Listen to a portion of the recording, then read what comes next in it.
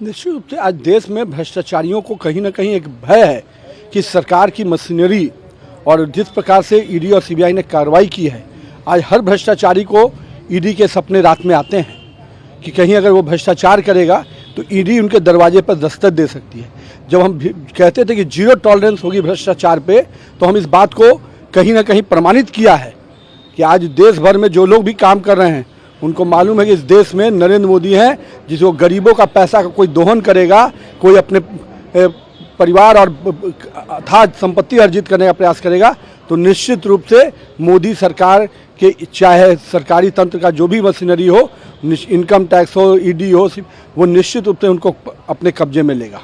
प्रधानमंत्री ने विपक्ष पर दिशाहीन और मुद्दाहीन का आरोप लगा, साथ में समाज को विभाजित करने के उनके प्रयासों का स्वीकार नहीं किया। देखिए, आज जिस प्रकार से ये लोगों ने, आप देखिए कि क्या क्या मुद्दे, ये लोगों ने पीएफआई तक के संगठन को समर्थन कर दिया। आज सीए की बात करते हैं और सीए में बाहर में रहने वाली जो अल्पसंख्यक है उसके अलग करने की बात करते हैं। आपने देखा था कि यही कुछ लोग अवार्ड वापसी गैंग के लोग थे जो समाज को कहीं हर पिछले 10 सालों में कई बार भ्रमित करने का प्रयास किया।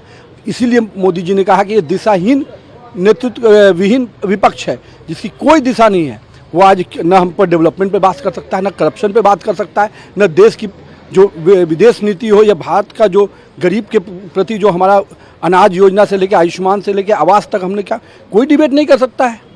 तो इसीलिए कहते हैं कि ये दिशाहीन विपक्ष है जिसमें किसी भी न नीति है, न नीयत सही है और नेतृत्व भी उसका अक्षम है। चुनाव आयोग ने 7 चरण में किया है और 19 अप्रैल से 1 जून तक चुनाव। देखिए, पूरा मतलब मुझे लगता है कि लोकतंत्र के इस महापर्व में सभी को मैं शुभकामना देता हूं और पूरे देश में और ख़ास करके बिहार और पटना के मतदाताओं से अपील करूंगा कि इस महायज्ञ में आपकी ज़रूर कहीं ना कहीं भागीदारी होनी चाहिए।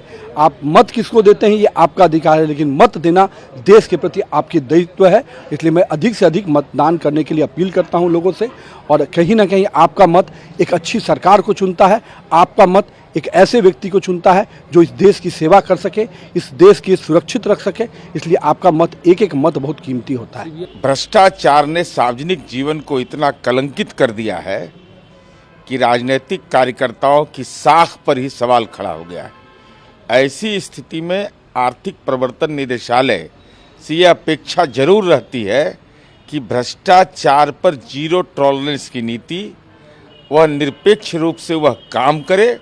तो आदरणीय प्रधानमंत्री जी ने अगर इस संदर्भ में मंतव्य व्यक्त किया है तो हम तो यह समझते हैं कि भ्रष्टाचार में की कानूनी प्रक्रिया पूरी कर जब्त संपत्ति जो रहे उसमें अनाथालय खोला जाए, जिससे नई जनता, नए लोगों में यह संदेश जाए, नई पीढ़ी में, कि जो गलत करेगा उसको सजा भी मिलेगी और उसकी संपत्ति अनाथालय के रूप में रहे, वृद्धाश्रम के रूप में रहे, विद्यालय के रूप में चिन्हित हो, कि नई पीढ़ी कम से कम अनुप्राणित हो सके। प्रधानमंत्री ने भी कहा है कि विपक्ष है वो दिशाहीन और मुद्दाहीन है और साथ ही समाज को विभाजित करने के उन्होंने प्रयासों को स्वीकार कि देश के अंदर इंडिया गठबंधन का जो अलायंस है और जिस ढंग से क्षेत्रीय पार्टियां और राष्ट्रीय कांग्रेस पार्टी के बीच अंतर विरोध है, तो स्वाभाविक है सबके मुद्दे अलग अलग हैं, सबका कुनबा अलग अलग है, सबकी नीति अलग अलग है। तो न नीति है, न नेता है, न नीयत है। तो विभाजन तो जब इंडिया गठबंधन में ही है, मुद्दों पर ही विभाजन है, तो विभाजन तो इनकी बुनियाद है। चुनाव आयोग ने प्रेस कॉन्फ्रेंस किया और कहा है कि 19 अप्रैल से 1 जून तक लोकसभा का चुनाव होगा। चुनाव आयोग की जो अपेक्षा है और ये संसदीय लोकतंत्र के लिए रणभेरी बच चुका है, तो ऐसी स्थिति में तो निश्चित रूप से आम लोगों की आकांक्षा पूरा हो। तो यह लोकसभा का चुनाव है, सरकार के गठन की प्रक्रिया है, तो ऐसी स्थिति में देश की जनता को उम्मीद है कि पारदर्शी तरीके से चुनावी व्यवस्था संपन्न हो।